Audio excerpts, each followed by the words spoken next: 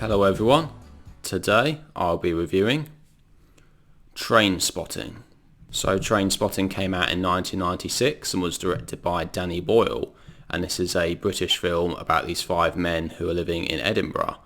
So this film really deals with addiction, specifically heroin addiction, and in fact some of the characters in this film are addicted to heroin, and we really see in this film the way that this addiction takes over their lives. This film is told from the point of view of a character called Renton, who is played by Ewan McGregor, and throughout this film he's doing a voiceover narration, so we're really seeing and living through his experience in this film as he becomes addicted to heroin, and we see his struggle throughout this film. He really enjoys the pleasure from heroin, but at the same time it is stopping him from getting on with other things in his life. We also get some other characters in this film as well. So we have a character called Spud, played by Ewen Bremner, and he's a bit of a silly, goofy character, I suppose, but at the same time he's also addicted to heroin, a bit like Renton, but is probably one of the nicer characters in the film. He's a pretty harmless character and is actually a really good, loyal friend to Renton. We then have another character called Sick Boy, who is played by Jonny Lee Miller, and he's a character who's also on the heroin, but he's really obsessed with James Bond and is constantly talking about Sean Connery and the different James Bond films. And then we also have a character called Tommy, who is played by Kevin McKidd, and he's actually a character who isn't addicted to heroin at all, and well, at the start of the film anyway, he says no, he doesn't want to take heroin, he doesn't want to put all that stuff into his body.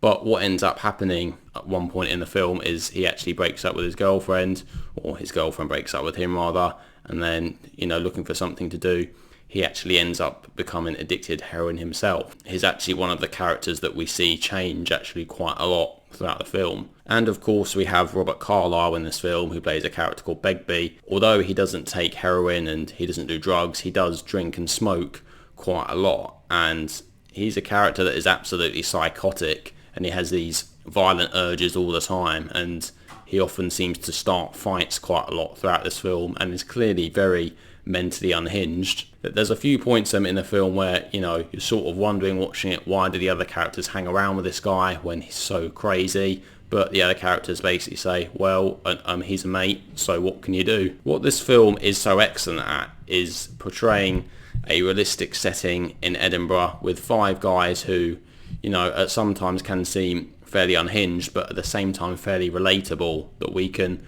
really get to understand what this addiction is like. Even if you're somebody who hasn't taken drugs, you really get to see what it's like to be part of this world, becoming addicted to these substances that can take over your lives and become distractions from the rest of your life. And in fact, the opening sequence of this film is actually quite iconic. We get Ewan McGregor and Ewen Bremner's characters running down the street, and Ewan McGregor is doing this voiceover narration saying, choose life, choose a family, and choose all these sorts of things. And it's basically listing through the things that most regular people want and get out of life. But then he goes on to say, no, he's chosen not to do those things because he has heroin. And essentially what it's saying is that heroin has replaced all those other things that other people would have from life. So I should also mention we get an appearance from Kelly MacDonald as well. She was only about 19 or 20 years old at the film at this, and this is one of her first big appearances, but she actually plays a 14-year-old in this film, because we get this scene with her and Ewan McGregor's character where they end up meeting in a nightclub, and he doesn't actually realise that she's underage. I have to also mention this film has a fantastic soundtrack. We get the song Lust for Life from Iggy Pop, which again obviously links in with that lust for the drugs, and we get the song Temptation by New Order, and also Born Slippy by Underworld, which is played towards the end of the film. And this film itself, it has really gone down as a cult classic, and it was successful at the box office actually, and it obviously later went on to have a sequel, which I actually haven't seen, but I do intend to watch at some point. And yeah, the soundtrack in this film has also had quite an iconic following as well, because we do get some excellent songs in this film. It's definitely an excellent soundtrack, and I'd seen this film once before, before doing a review for this, and going back to watch it again, I was actually very impressed by it. I have to admit, watching this film, it is very depressing. It's not the most enjoyable film to watch. There are some scenes which are quite difficult to watch, and yeah, overall it's not a very happy film. It does have a few comedy moments in it. There were a few times which are quite funny to me, to be honest. But again, obviously, everybody has a different sense of humour, so I can't guarantee that everybody is going to understand the humour in this film and find it funny. But nevertheless, this film is really excellent at showing the downsides of addiction and showing what can happen if you let something like heroin take over your life. But at the same time, it's not a film which is really preachy in the way it does it. It's just showing what happens to these characters. I think really most of the characters in this film are actually fairly relatable, even though they are addicts as well. I did find myself caring about some of the characters in this film, even though some of the decisions that they make can be quite questionable. But again, some of the decisions they make have been influenced by their addictions, so that's something that we have to bear in mind.